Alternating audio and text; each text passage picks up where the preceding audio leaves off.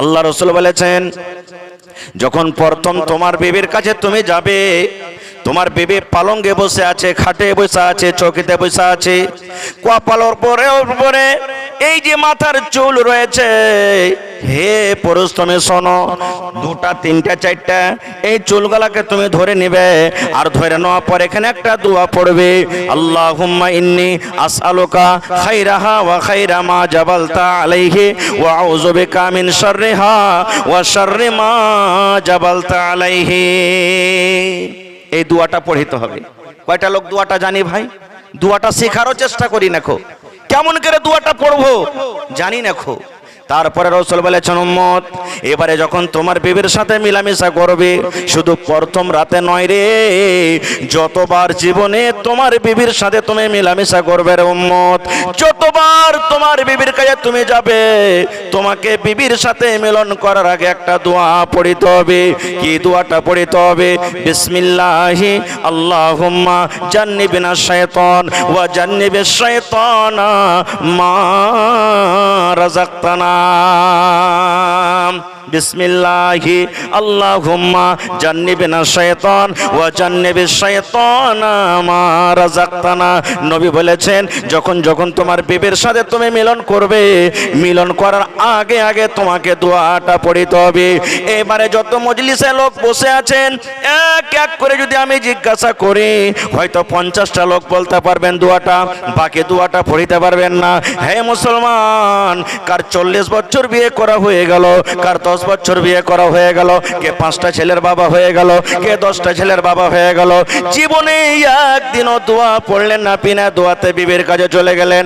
এবার বলবেন, মাওলানা জি আমি দোয়া পড়লাম না, দোয়া জানি না, দোয়া শিখলাম না, বিনা দোয়াতে আমি বিবির কাছে চলে গেলাম, তাইলে কি আমার গুনাহ হবে?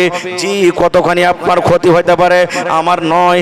নবী বলেছেন, উম্মত যতবার তুমি বিনা দোয়াতে তোমার বিবির সাথে মিলন করেছো, অতবার তোমার সাথে সাথে তোমার বিবির কাছে শয়তান তোমার সাথে গিয়েছে। তাহলে দেখেন, এখানে তো ছেলেটার ভবিষ্যৎকে আমরা নষ্ট করে দিলাম, এখানে তো শয়তানকে পিছনে লাগিয়ে দিলাম।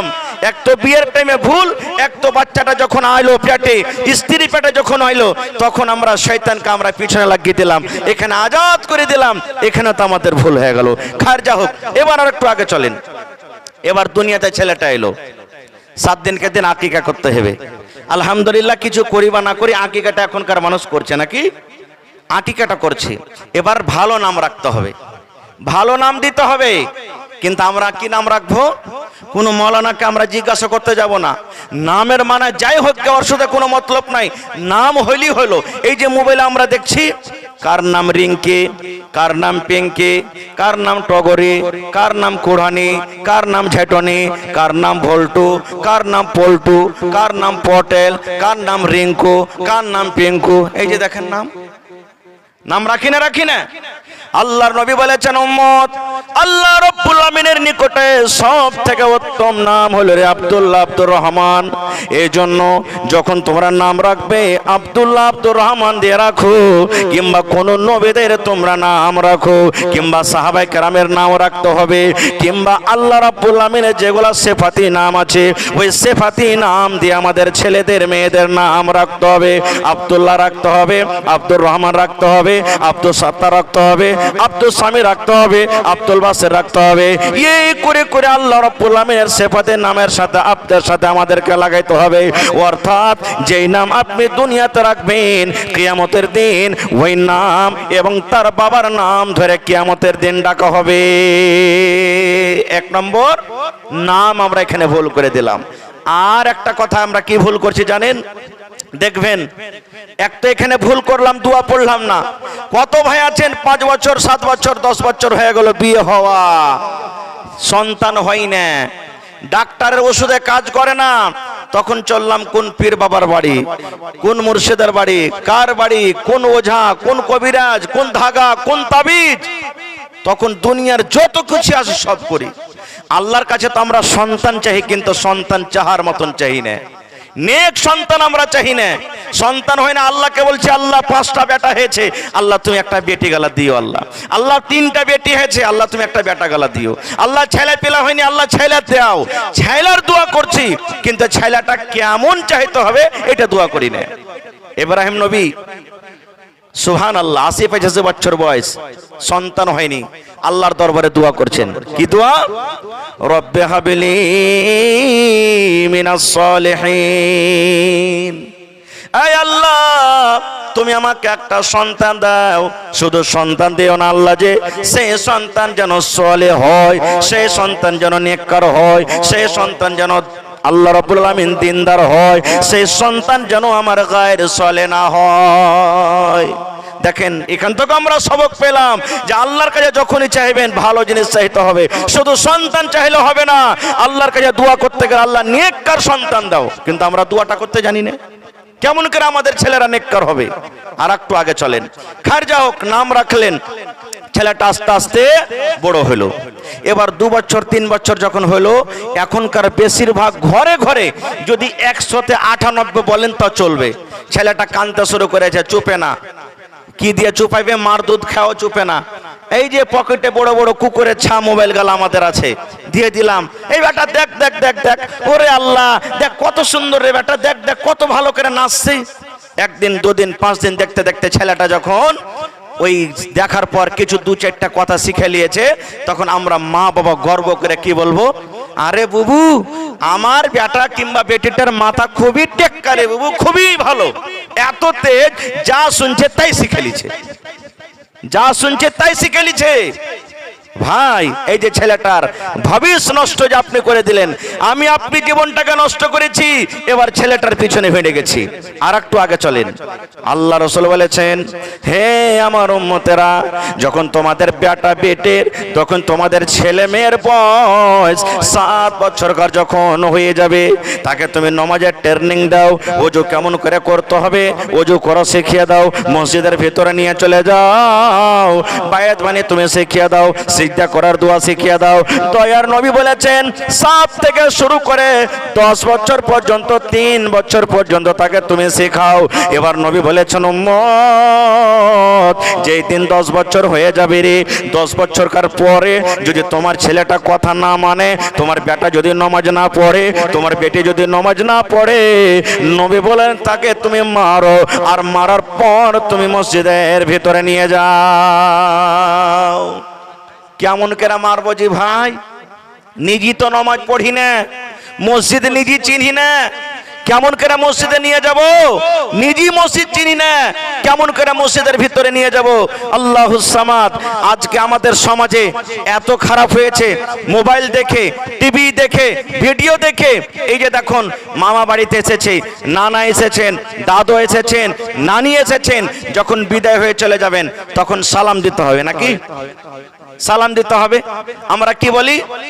বল বেটা বল বাই বাই টাটা, বল বাই বাই টাটা, এগুলো আমরা শেখাই। আমরা নিজের ছেলেমেয়েরাকে শেখাই বাই বাই টাটা বল। এটা কি বাই বাই টাটা হাদিসে লেখা আছে? না, এটা শরীয়তের খেলাফ। বাই বাই টাটা বলতে হবে না। এই যে দেখেন, শরীয়তকে ছেড়ে দুনিয়াদারিতে আমরা ফেসে গেছি। এখানে আপনাকে সালাম শেখাইতে হবে।